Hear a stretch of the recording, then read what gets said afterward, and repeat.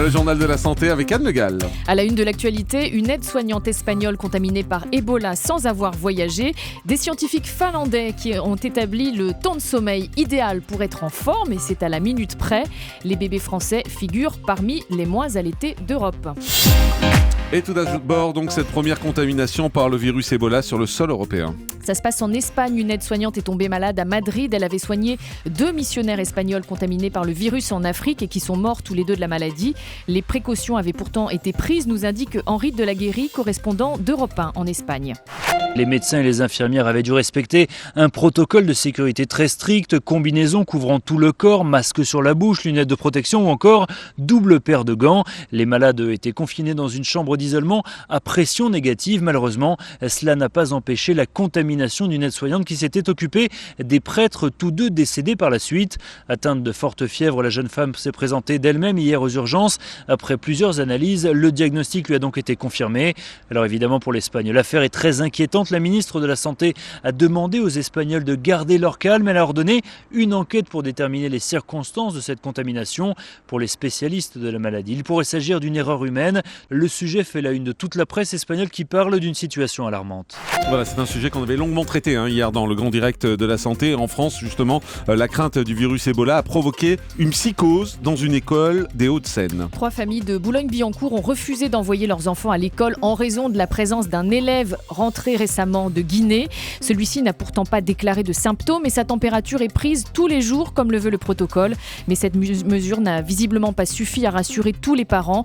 Rappelons qu'en période d'incubation et en l'absence de symptômes, un patient n'est pas contagieux. Mieux dormir permettrait de réduire le trou de la Sécu. Des scientifiques finlandais ont mené une large enquête pendant 7 ans pour déterminer le temps de sommeil optimal et c'est à la minute près. C'est le résultat d'une étude, donc je m'en mêle. Donc ce résultat, j'écris 2 fois la même ligne. Donc le temps idéal de sommeil, c'est 7h36 pour les femmes, 7h48 pour les hommes.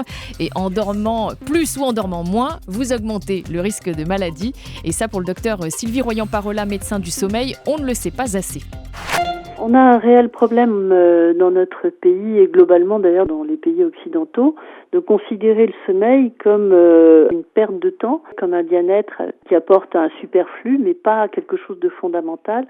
On se rend bien compte que quand le sommeil n'est pas respecté, on va toucher à la santé. Entre autres, on sait que la privation de sommeil diminue les défenses immunitaires et donc expose beaucoup plus l'individu à toutes les infections qui peuvent arriver, et nécessairement bien sûr à plus d'arrêts de travail. Le docteur Sylvie Royan-Parola, médecin du sommeil et présidente du réseau Morphée au micro de Marguerite Lefebvre. Les bébés français figurent parmi les moins allaités d'Europe. Les Françaises allaitent en moyenne 3 semaines et demie. On est loin des recommandations de l'OMS qui préconise d'allaiter de façon exclusive jusqu'à 6 mois pour obtenir de vrais avantages pour la santé du bébé. En France, moins de 25% des enfants sont encore allaités à 6 mois contre 80% en Norvège. Les mères françaises citent beaucoup évidemment la reprise professionnelle pour expliquer cette situation. Et puis, quelle est la spécialité la plus prisée par les étudiants en médecine ? L'ophtalmologie. L'ophtalmologie se place en tête des choix, juste devant la néphrologie qui traite des maladies du rein, la radiologie et la dermatologie. C'est ce qui ressort des chiffres du ministère de la Santé concernant les épreuves classantes nationales qu'on appelait avant l'internat. Géographiquement, ce sont les villes de Montpellier, Lyon, Rennes, Grenoble ou encore l'Île-de-France qui attirent le plus de jeunes médecins. Allez, on termine avec le chiffre du jour. 21 morts et 700 intoxications, c'est le bilan de la consommation d'une drogue de synthèse inconnue actuellement en Russie. Les adolescents sont les premières victimes. Merci beaucoup Anne Le Gall.